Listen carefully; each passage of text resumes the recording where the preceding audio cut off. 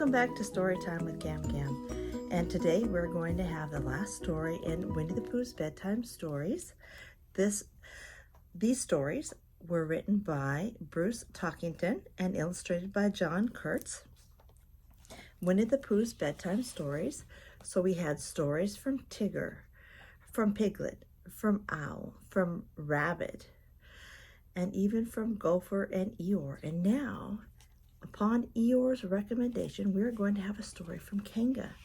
So last time, we had Winnie the Pooh snuggled up in Kanga's lap to hear a story. And Kanga had said that simply hearing a story isn't enough. You must listen to it and feel it taking place inside you. So this is Kanga's shadow play story. Dark clouds were playing tag in the night sky high above the silent 100-acre wood. As they wheeled and rushed across the face of the full moon, their shadows danced along the forest floor below and scurried through the trees in their own game of hide and seek. At Kanga's house, the shadows appeared to be creeping along the outside walls and peeking curiously into Rue's bedroom window. Rue sat motionless on his bed, the bed covers pulled up so far that all that could be seen were his ears and wide-eyed eyes. He was watching the restless shadows on the walls and ceilings as they played tricks with what little light there was. "Mama!" squeaked Rue, barely able to push the words through his throat. At the sound of his voice, the shadow stopped moving and hovered expectantly. "Mama!" Rue repeated, a bit more loudly this time. "May I have a drink of water, please?" "Coming, Rue, dear," answered Kanga. As the shadows heard Kanga hopping down the hallway towards Rue's room, they instantly darted out of sight, hiding behind curtains, inside carelessly left open dresser drawers, and under the bed. When Kanga opened the door, holding a candle and a cup of cold water, there was nothing moving but Rue, who was climbing out cautiously from beneath his cozy barricade of bed covers. "Is everything okay, Rue?" asked Kanga gently as she handed her son the cup of water. "Oh, sure," replied Rue as casually as he could. "I'm just a little thirsty." "Very thirsty, I would say," Kanga chuckled quietly as she watched Rue drink. "This is the third time tonight you've asked me for water." "It's all that yawning," Rue answered, thinking quickly. Immediately he pretended to yawn, the very biggest yawn he'd ever yawned. It stretched ever so much wider than the polite paw he'd raised to cover his mouth. "See, Mother," he said when he'd finally managed to get his mouth closed. "Would that make you thirsty?" "Absolutely," Kanga smiled. Accepting the empty cup Rue held out to her, Kanga added almost as an afterthought, when I was a very small girl, it was the dark that made me thirsty.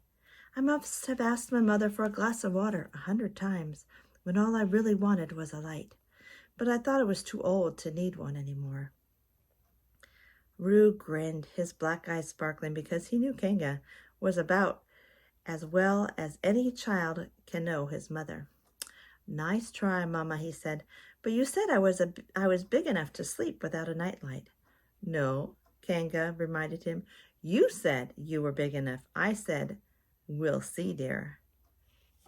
"Does that mean you don't think I'm big enough?" Rue asked, disappointment in his voice. Kanga sat down on the bed next to Rue, put her arm under his shoulder. "Oh, no, Rue," she assured him. "That's not what I think at all." Rue looked up at Kanga gratefully. "You don't?" "Of course not," she said, giving him a squeeze. "I was simply wondering whether the shadows have come to visit you yet." "Shadows?" Rue repeated cautiously. "What shadows?" "Oh," Kanga replied, "they're very frightening, but only until you get to know them. Have you seen any?" "Well, maybe," said Rue slowly. "What do they look like?" "You'd know them when you saw them," Kanga said. "There's one that bounces through the window and makes the curtains flutter, especially when there's a full moon like tonight. And another one that likes to hide in the closet and make the clothes sway and shake like someone's in them," added Rue. "And one that hides under the bed and rolls around until the floor creaks and moans," finished Kanga. "So you have seen them." "Uh-huh," admitted Rue. But what do you mean they're only frightening until you get to know them? Ah, sighed Kanga. When you find out why they're here, it makes the nighttime so much more pleasant. Why are they here? Rue wanted to know. Well, Kanga began thoughtfully. You know, when you sometimes find something in the pocket of an old jacket that you thought had been lost long ago? Sure, Rue smiled. That's always a nice surprise. That's the shadow in the closet, explained Kanga. It comes across something that's been lost or forgotten and brings it back to where it will be found. Wow, gasped Rue. And the shadow that flutters the curtains wants to make sure that no one missed how beautiful the 100-acre woods looks in the moonlight, Kanga continued. What about the one under the bed? Whispered Rue, not wanting to draw the shadow's attention until he was absolutely sure it was safe to do so. It has to do with the floor under the bed, Kanga whispered back. It seems floors under beds get very little attention. No one scuffs them or tracks mud on them or even spills anything on them. They get very lonely as well as very dusty. So the shadow cheers them up, guessed Rue. Yes, Kanga nodded. And it's very much like scratching a cat between the ears. Those creaks and groans are a floor's way of purring. That's neat, shouted Rue, jumping up and down on his bed in excitement. And there are many other shadows that I don't really know anything about, but knowing the few I do to be so very friendly, I'm sure they're all just as helpful and courageous and courteous, aren't you? Sure, Rue answered at the top of her voice. Then he continued more quietly. Mama, you can go back to bed now. I don't think I'll be thirsty any more tonight. All right, dear, said Kanga. She kissed Rue on the forehead. Good night. Mama, said Rue as Kanga opened his door to leave. Yes, dear. Any time you want, he said. You can leave the light in your room and come and watch the shadows with me. Why, thank you, Rue, said Kanga. I may very well do that someday. She smiled in the darkness. Someday very soon. Good night, Mama. Good night, Rue dear. Sleep well. As Pooh, fast asleep in Kanga's lap, breathed gently in and out, Kanga slowly rocked back and forth in the rocking chair, filling the room with the sound of its friendly creaking.